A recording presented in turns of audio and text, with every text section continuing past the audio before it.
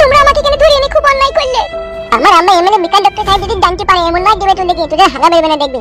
কে টিমা মুকু ছোড়াটা? তোমরা আমাকে কেন ধরে এনে তারপর বলতে? তোদেরকে মার্ডার করব এখানে। মার্ডার করবে সস্তা তো, কি অন্যায় করেছে তাই মার্ডার করবে? অন্যায় মাইজো, তোমার স্বামী যে অত্যাচার আমাদের উপরে করেছে তার খোঁজ খবর রাখো। কেন কি অত্যাচার করেছে তোমাদের উপরে আমার স্বামী?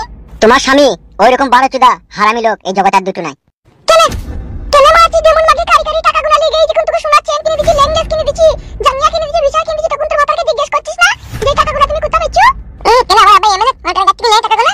এই শালা বইতে ছেলে লয় রে, ফুট কয় যেন সব কথা তো কুট কাচ্ছি তো। তা ফুট কালো না আমাদেরকে কেন ধরে বেঁধে রেখে দিতে? আমার আব্বা যদি জানতে পারে তোমাদের গুলো বেঁধে মারবে দেখবা। তোমরা তোমাদের নিজের জীবন বাঁচাইতে চাইলে আমাদেরকে ছেড়ে দাও, না আমার স্বামী কিন্তু তোমাদেরকে ছাড়বে না। কিছুই করতে পারবে না তোমার স্বামী। হ্যাঁ রে কালো কুকুর, হ্যাঁ বলো। ফুটু আসছে না কেন, কি ব্যাপার? কিছু কি গন্ডগোল হলো নাকি? বিষয়টা তো কিছু বুঝতেও পারছি না, মাথায় কিছু ঢুকছেও না। ও আসতে তো দেরি করছে কেন? ফুটু এখানে না আসা পর্যন্ত একটা ফুল এন্ড ফাইনাল ডিসিশন তো লিয়া গেছি না, এদের দুজনকে বাঁচিয়ে রাখবো নাকি মার্ডার করে দেবো। আমি কি একবার বাইরে আড়ালে আবডা লেগে ফুটুর বাড়িতে খবর নিয়ে আসবো? আনতে তো হবে, সেই তো আসল গুরু। তোমরা বললা যে আমার বউকে তুলে নিয়ে আনবো, এটা আমার বল হয়তো? বল হয়তো মানে ওটা তো এমএলএ সাহেবেরই বউবে। ওটা লয় খবর, আমি চিনি না নাকি আমার বউকে। তুমি কার বউ? আমার স্বামীর দুটো বিয়ে। আমি বলছি না আমার বল হয় এটা। তাহলে এই ছেলেটা কার? এইটা আমার স্বামীর এই পক্ষের ছেলে। এই পক্ষের মানে তাইলে কি এই ফালতুর বউকে তোমার স্বামী বিয়ে করেছে তারই ছেলে নাকি এটা? কে ফালতু? এই তো আমার পেছনে যে দাঁড়িয়ে আছে এর নাম ফালতু, এরই বউকে হইতো তাইলে তোমার স্বামী বিয়ে করেছে নাকি? তা হয়তো হবে, সেটা মনে লাগেনি তো আমার কপাল পড়লো। তাহলে এই ছেলেটা তাহলে ফালতুর বউয়ের ছেলে? হ্যাঁ বে ফালতু, দাদা ওইটা তোর বউয়ের ছেলে বে? না আমি আমার আম্মার ছেলে। ও মা গো, ও বাপ গো, কি কথা শুনতে পেলাম গো। উড়ি আল্লাহ। শোনা বউ রে, তুই কি কাজ করলি, তুই ছেলে হয়ে গেল বউ। ও মা গো ভাই, শালা বৌদি ছেলে হয়ে গেছে তো ভালো বে, তৈরি করা ছেলে নিয়ে চলে যাবি, তোকে ছেলে তৈরি করতে হবে না। আমি হাল দেবো না, আমি হাল দেবো না। ও ভগবান, আমি আর সহ্য করতে পারছি না, আমাকে তুলে নাও, আমাকে তুলে নাও। হ্যাঁ গো কালু ভাইয়া, কি কাজ হলো? তো ঘায়ের উপরে বিষ ফোড়া হয়ে গেল। আমরা কি করবো, মারা ফোড়া হয়ে গেল তা? তুই এক কাজ কর, ফালতুর কথা বাদ দে, তুই একবার ফুটুকে যেমন করে হোক খুঁজে বাই করে এখানে নিয়ে আয়। যাবো বলছো? আগে সে না আইলে দিলি ফয়সালাটাই বা কি করে হবে? চিন্তা করার দরকার নাই, তুই একবার জানা। বেশ ঠিক আছে, তাহলে আমি যাচ্ছি। তাড়াতাড়ি যাবি আর আসবি। বেশ ঠিক আছে।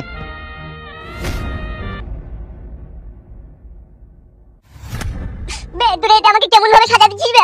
গায়ে মারাছিস নাকি? শালা হারামিরা দেশে সরকার এইভাবে সাজা দেয় না বে মানুষকে। বুকা চুদারে চার হাত পা বেঁধে পুরাই বাস ভিড়ে দিয়ালের কোলে ধারে কই দিটা আবার কিরকম শাস্তি বে? এটাই তো উচিত শাস্তি রে বোকাচুদা। বাবারে কি লাগা লাগছে পুনাই রে, বাপ রে বাপরে লাগছে পুনাই। মানে খুলি দে না মারার বালা। আমি কেন খুলবো বে? তোকে খুলবে এমএলএ বিকাশ দত্ত, আমাকে যেভাবে সাজা দিতে বলেছে সেইভাবে সাজা দেবো। উরি বাপ রে বাপরে সর্বনাশ, এটা কি মানা যায় রে? উরি শালা যেমন কুকর্ম করবি তেমন সাজা পাবি বে। বালচুদারা, উত্তর কোরিয়ার প্রেসিডেন্ট কিং জং এরকম মানুষকে শাস্তি দেয় নেবে, আর তোদের একটা বালের 2 টাকার এমএলএ এইভাবে মানুষকে সাজা দিয়ে দিচ্ছে, নিজেকে কি ভাবে কি বেশে? সে নিজেকে উত্তর কোরিয়ার প্রেসিডেন্ট কিং জং এর থেকে কম কিছু ভাবে না। খুলে দাও বাগের পুটকি ভাই, খুলে দাও। কি লাগা লাগছে পুনাই, আমি সহ্য করতে পারছি না বাগের পুটকি ভাই, খুলে দাও ভাই। খুলে দেবো? ভাবলি কি করবে তুই? ভাবে রে খেলা ঘরে খেলে সব পুতুলি খেলা, জানি না এমন খেলা ভাঙে কখন কে জানে। বানাইছে পুতুলি যিনি, একদিনই ভাঙবে তিনি। তোদের ওই এমএলএ সাহেব শুইরের বাচ্চা যেছে, নিজেকে এই দেশেরই কত বড় রাজা বাদশা ভাবে রেছে রে। আমার মতো একটা ভালো ছেলেকে হাত পা বেঁধে রেখে পুঙ্গাতে বাস ভরিয়া দেয়ালের কোণে ঠাড়া করে দেয় রে। এই দেশেরই সরকারেরই কি সব আইন কারণ আজও মাথায় ঢুকে না আমার রে। ভালো মানুষের পুঙ্গায় বাস ভরিয়া দেশের খারাপ মানুষদেরকে ছেড়ে দেয় রে। চুপ বে বোকাচুদা, আমরা খারাপ মানুষ? তা কি ভাই তোরা বল, তোরা নিজে একটা বিবেক করে দেখ, তোরা কি মানুষ দেখ। আমার অপরাধ পেলি না, আমার দোষ খুঁজে পেলি না, অথচ আমাকে হাত পা বেঁধে রেখে আমার পুঙ্গায় বাস ভরিয়ে আমাকে সাজা দিচ্ছি, তাহলে তোরা কিরকম মানুষ বুঝ। এখানে আমার কিচ্ছু করা নাই, আমি এমএলএ বিকাশ দত্ত সাহেবের কাছে কাজে এসেছি টাকার জন্য, ও যা বলবে তাই করবো। তাহলে আমার পুঙ্গায় বাস ভরিয়ে দেবা? তোকে তো পুঙ্গাই বাঁশ ভরিয়েছি বে, খুব কম। আর ইকে দেখ, চারিদিকে কারেন্ট জাল, সেই জালের ভিতরে বন্দি করে রেখেছি, যেই দিকে ও হাত দেবে সেই দিকে 440 ভোল্ট। একবার ওই তার কাটার বেড়ায় হাত দিলি আর ভিতরকার লাড়ি শুধু পুড়ে যাবে, না বসতে পারবি, না শুইতে পারবি, না ঘুমিতে পারবি, না লড়তে পারবি। বাবালো, তাহলে তোকে তো এরকম শাস্তি কোনো দিয়ে নিবে? কি লাগা লাগছে বাগের পুটকি ভাই? আছে দাও না ভাই, ও ভাই দাও না ভাই। সেটা সম্ভব নয়, সেটা আয়ত্তের বাইরে। আমাকে নিচে নামে দাও ভাই, ও ভাই নিচে নামে দাও ভাই। ধর বালচুদা, কানে কানে ফ্যাট করে বকছে। যতক্ষণ এমএলএ বিকাশ দত্ত সাহেব এখানে না আসবে ততক্ষণ তো ওইভাবেই থাকবে, সে এসে ফয়সালা করবে কি করবে কি না করবে। সহ্য করতে পারছি না ভাই, লাগছে। লাগার জন্যই তো তোকে এরকম কঠিন শাস্তি দিতে হবে। ওইভাবেই থাক, সে আসুক তারপর ফয়সালা হবে।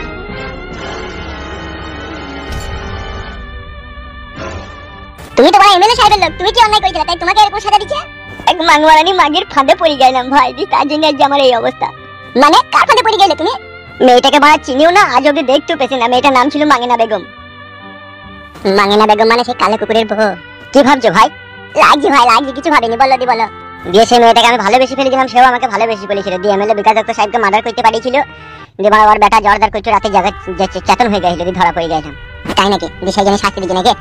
হ্যাঁ। তুমি কোনো রকম এখান থেকে হাঁট হয়ে বেরিয়ে আসতে পারবে না ভাই? আমাকে খুলে দিতে পারবে না? বাবারে, আমি এখান থেকে লইলি টাচ হইলি পট খাওয়াটা হয়ে ফেটে যাবো। সেইটাই তো দেখছি মানে, তাইলে কি হবে? মা আমি করে যতক্ষণ না না আসবে ততক্ষণ কিছু করার নাই। বাপরে, কি শাস্তি রে! রে বাপরে, বাপের জীবনে এরকম শাস্তি দেখি নি রে। চুপ করো, কেঁদে লাভ হবে না, চুপ করো। সহ্য করতে পারছি না ভাই, ওই প্যান্টটাই আটকে আছে। প্যান্টটা যদি কোনো রকম ফুট করে ফেটে যায় তাহলে পোস্টে ঢুকে যাবে ভাই। দেখতে তো পেছি আমি। আমি মনে মনে ভাবলাম এমএলএ বিকাশ দত্ত সাহেব আমাকে গুলি করলো, তার রাগ মিটে গেল। কিন্তু না, শালা খানকি ছেলে আমাদের পেছু ছাইলো না। আমিও তো সেটাই ভাবলাম বাবা, আপনার ছেলে ভালো হয়ে গেল, আর ঝুট ঝামেলা করবে না। কিন্তু এই উরু জায়গায় এসে পড়বে আমি ভাবতেও পারিনি। ভালো ছেলে হয় না বলা যায়, লোকের গায়ে কাটি দিদি বেড়াইলে আর কি হবে বলে, এরকমই তো হবে। ওই রকম কথা বলিস না মা, সে কিছুদিন আগে অনেক ভালো হয়ে গিয়েছিল, আমাকে অনেক ভালোবেসেছিল। হ্যালো, এখন কি করবি বল? এখন আর কিছু করার আছে? তুমি যাও নারকেল বেগম এমএলএ বিকাশ দত্ত সাহেবের কাছে। মামুকে ছোড়া, আমি মেয়ে মানুষ হয়ে এমএলএ সাহেবের কাছে যাব? আর পুরুষ, ও মগা পুরুষ, ও বসে বসে হুকুম করবে কাটি। না, আবার যদি আমাকে গুলি মেরে দেয় এমএলএ সাহেব, তখন কি হবে? গুলি মারবে, মরবে। ওইরকম ছেলে পয়দা দিতেই না কে বলে? কাকা, কি ব্যাপার তুমি এখানে? আমি ফুটুর খোঁজ এসেছি, ও কাল থেকে আমাদের সাথে দেখা করেনি, সেই জন্য এলাম। ও বাড়িতে নেই? বাড়িতে নেই তো। তাহলে কোথায় গিয়েছে কাকা? আমাকে একটা লোক ধরে গিয়েছে। কি বলছে কাকা বাবু আপনার লাতি? ও ঠিকই বলছে, এমএলএ বিকাশ দত্ত সাহেবের লোক ওকে এখান থেকে ধরে গেছে। কবে কাকা, কবে? পরশুদিনকে সকালে। তাই নাকি কাকা? হ্যাঁ গো ছেলে, হ্যাঁ। বিকাশ দত্ত, তো রক্ত কুকুরকে খাওয়াবো। ওগো ছেলে, ও বলো কাকিমা। আমার জামাইটাকে যে এমএলএ বিকাশ দত্ত সাহেব তুলে নিয়ে গেল, কিছু তোমরা একটা অত বন্ধ হও, কিছু একটা ব্যবস্থা করো। ও ভাই, কালো কুকুর ভাই, আমার ছেলেটাই দুদিন থেকে রাতে ভাত খেয়ে না কাঁদছে, ওর বাপের লেগে। ওর বাপকে যেমন করে ছাড়িয়ে আনার ব্যবস্থা করে দাও ভাই তোমরা। ঠিক আছে বৌদি, তুমি কান্না করো না।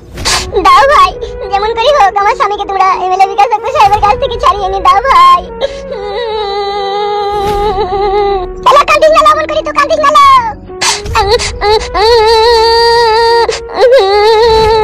বৌদি তুমি কেঁদো না, আমি বলছি তো তুমি কেঁদো না।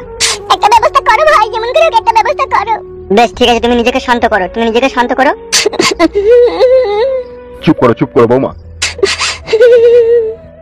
ঝুমা, তুই আর বকিস না বাল। তুই মা হয়ে সুখ সুমন আমার কষ্টগুলো বসে বসে দেখছিস, তুই এটা কিছু করতে পারছিস না, আর আমাকে চুপতে বলছিস তুই। বলে আমি করবো না, দাঁড়ালো, একটু সময় হোক না। সময় হতেই তো আমার সামনে থেকে দেখুন আমি আর পাবো না। পাবি, চুপ। তোর কান্না শুনতে শুনতে আমার জীবনটা হালাকালা হয়ে গেল। ওগো ছেলে। জি কাকা বাবু বলেন। এর কি কোনো ব্যবস্থা হবে না? সব ব্যবস্থা হবে, আমি আসছি। হ্যাঁ কাকা বাবু, আমি রাত্রি 8টার সময় আপনার বাড়ি আসবো, ঠিক আছে? তারপরে আপনাকে ফাইনাল কথা জানাবো আমি। বেশ ঠিক আছে বাপ, ঠিক আছে।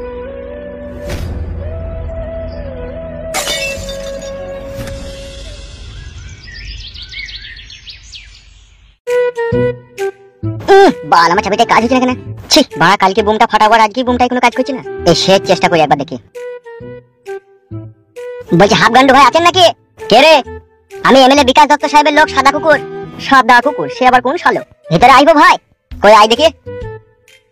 কেমন আছেন ভাইজান? এই তো ভালো আছি, তুই কেমন আছিস রে? আমিও ভালো আছি। দি কাজ কাম কি করছিলেন? কি আর করবো ওরা, এই বুমটার এই চাবিটা কাজ করছিল না, তাই সোজা করছিলাম। বাবা রে, আপনি বুমও সোজা করেন? বুম কিরে বোকাচোদা, সব আমি নিজের হাতে তৈরি করি। বল কি খবর নিয়ে এসেছিস? খবর বলতে আপনাকে এমএলএ বিকাশ দত্ত সাহেব দেখেছে বললেই তো আর হাফ গান্ডুকে পাওয়া যায় না। আমি এখন অন্য কাজে ব্যস্ত আছি। কি কাজে ব্যস্ত আছেন? সামনে ইলেকশন, 26 জনকে মারার কন্ট্রাক্ট লিয়েছি। কটা মার্ডার হলো? এখনো হয়নি ফাদা, বাড়ি গেছি, কাউকে খুঁজে পেছি না। তা আপনাকে যে খুব ইমার্জেন্সি এমএলএ বিকাশ দত্ত সাহেব ডেকেছে কেন? কি হয়েছে কিছু বলেনি? সেরকম কিছু আমাকে বলেনি, শুধু বলেছে হাফ গান্ডুকে এখানে ডেকে আনতে। কাউকে মার্ডার করতে হবে নাকি? হইলেও হয়তো হইতে পারে, তবে কিন্তু আমি শিওর জানি না। বাল মুকুচুদা, এমএলএ বিকাশ দত্ত সাহেবের পুলিশ চুল করে ধরে ঝুলে থাকিস তো? তা সে কাকে মার্ডার করবে আর সে আমাকে কিসের জন্য ডাকছে তুই জানি না? আপনি যাবেন কিনা তাই বলুন। আমাকে বলেছে তুই যে হাফ গান্ডুকে ডেকে আনবি, তাই আমি ডাকতে এসেছি। আপনি আমাকে গরম দেখাবেন না, আপনি চলুন। ছি বড় কাজের প্রচন্ড চাপ রে। কাজের আপনার যতই চাপ থাকুক আপনি চলেন, আপনাকে ভালো রকমের হসলা দিবে এমএলএ বিকাশ দত্ত। ঠিক বলছিস তো? হ্যাঁ গো, আমি মিথ্যা বলি না। তাহলে কি বোম ফোম মেশিন ফেশিন এগুলো কি নিয়ে যাবো নাকি সাথে করে? ওই সব তো এখন আনতে বলেনি, এখন আপনাকে শুধু ডেকেছে। কই চলে বোকাচোদা, চো কই দেখিছো? হ্যাঁ আসুন।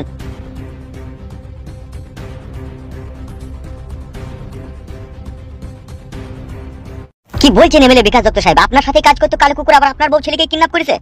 ওই জন্যই তো আমার বুকের ভিতরে আগুন জ্বলছে হাফগান্ডু, যে আমার খেয়ে আমারই পরে আমারই বউ ছেলেকে কিডন্যাপ। এখন আমাকে কি করতে হবে বলুন? যদি আমাকে মার্ডার করতে বলেন তাহলে বুকের কাছ থেকে লাভি অব্দি চিড়ি 1.5 কেজি টাকা নুন ভরে দেবো ভিতরে, তারপর ঘুম শুয়ে সুতলি দড়ি দিয়ে সেলাই করে দেবো। আর এটা যদি না হয় তার থেকে কঠিন শাস্তি আমার কাছে আছে বিকাশ দত্ত বাবু। আপনি শুধু আমাকে 25 টেন ফরচুন তেল কিনে দেবেন সরষের, তারপরে কালো কুকুরকে আমি ঝিনুকে করে ছিলবো, ছিলিয়ে ওকে হলুদ মরিচ মাখিয়ে দিই, ওই ফরচুন গরম তেলে ওকে আমি ফ্রাই করবো। তুই তোমার আমার থেকে ডেঞ্জার তোরে বড়া। ডেঞ্জার কি বলছেন বিকাশ দত্ত বাবু? আমি তো এইভাবেই মানুষকে মারার কন্টাক্ট নিই। আর আপনার সাথে যে বিশ্বাসঘাতকতা করেছে আমার কাছে তো একটা পার্সোনাল মানে শাস্তি দেওয়ার উপায় আছে। সেটা আবার কি? সেটা হচ্ছে বিকাশ দত্ত বাবু হুকুম ফুকুম শাস্তি। তুই তোমার আজব কথা শোনাচ্ছিস রে হাফগান্ডু, হুকুম ফুকুম শাস্তি। এই শাস্তিটা আমি যাকে তাকে দিই না, আমার খুব ঘনিষ্ঠ লোকের যে অন্যায় করে তাকেই দিই। আমিও তো তোর ঘনিষ্ঠ লোক রে হাফগান্ডু। সে তো জানি বিকাশ দত্ত বাবু, কিন্তু পাবো কোথায় এখন কালো কুকুরকে? সেই সুরের বাচ্চাই তো আমার জিনা হারাম করে দিয়েছে রে হাফগান্ডু। তার জন্যই তো তোকে এখানে ডেকেছি আমি, তাকে খুঁজে বাই করার জন্যই তোকে এখানে ডেকেছি হাফগান্ডু। তুই যত টাকা নিবি বস্তা বস্তা টাকা আমি তোর পায়ের নিচে ঢেলে দেবো। তুই ওকে বাই করে তুই যেই শাস্তিটা এখনই বললি হুকুম ফুকুম, সেই শাস্তিটা দেওয়ার ব্যবস্থা কর। হুকুম ফুকুমটা কি রকম শাস্তি? তুই জানি কি করবি বে শালা মগা সুদা? মগা বলবে না হাফগান্ডু ভাই, মগা ছাড়া আর কি বে তোরা? তোরা পুরুষ? তোরা কা পুরুষ বে? তোরা হুরুষ পুরুষ বে?